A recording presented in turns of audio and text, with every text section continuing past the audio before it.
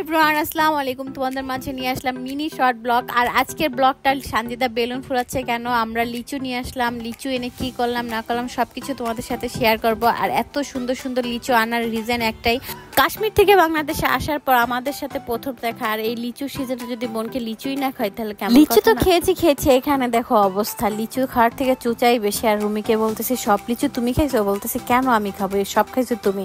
তা বলছি না আমরা সবাই খেয়েছি। তা বলতেছে না আপু মজা হয়েছে, সবাই মিলে খাইছে, আমি ভাগে 2টা পাইছি।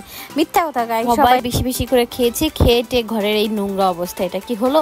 যাই হোক, আমাদের লিচু খাওয়া ডান। এখন হচ্ছে আমরা দেখাই দেবো এই যে আমাদের কাশ্মীর থেকে চলে আসছে ফার্স্ট টাইম আমাদের বাসা। এইখানে কেন আমি অন্তরার ভয়েসটা নিচ্ছি না, এটারও কারণ আছে, এটা তোমরা নেক্সট ইতির ব্লগে হয়তো বা দেখতে পারবে। অন্তরা কাশ্মীর থেকে আমাদের জন্য কি কি আনছে, সবাই সবসময় অন্তরার কাছে আমরা অনেক কিছু আশা করি। আসলে অন্তরা কেনাকাটা করতে যায়, ওর সাথে এমন একটা অ্যাক্সিডেন্ট ঘটে যায় যা কি না ও নিজেও ভাবতে পারে না। ওর হচ্ছে ক্যাশ, মানে ওই দেশের ডলারই হারায় যায়, অনেক বেশ খানিক টাকা।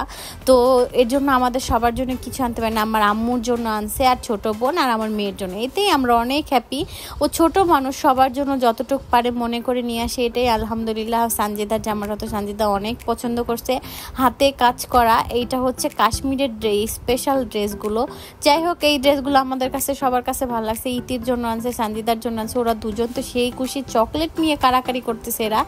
যাই হোক, এদের কারাকারি দেখতে দেখতে এই ব্লগটা যদি দেখতে চাও ইতির চ্যানেলে অবশ্যই দেখতে হবে। নেক্সটে তোমরা কি ধরনের ভিডিও চাও অবশ্যই কমেন্ট সেকশনে বলবো। আর ফার্স্টেই বলছিলাম আজকে বেলুন ফুলানোর রিজন, কারণ অন্তরা আমাদের বাসায় খুব কম টাইম আসে। আর অন্তরাকে সানজিদার একটা চ্যালেঞ্জে, যে কোনো একটা গেম চ্যালেঞ্জ হবে, এই বেলুন ফুলানোর রিজনই এটা। সানজিদার চ্যালেঞ্জটাও তোমরা দেখে আসবো কি ব্লগ ছাড়ে সবাই। আমার চ্যানেলটাকে সাবস্ক্রাইব করতে ভুলবা না। এই ধরনের ব্লগ ছিল অবশ্যই পাশে থাকতে হবে। ভালো থাকবা, সুস্থ থাকবা, ভালোবাসার মানুষের সাথে থাকবা। আজকের ব্লগটা এই পর্যন্ত, বাই, আল্লাহ।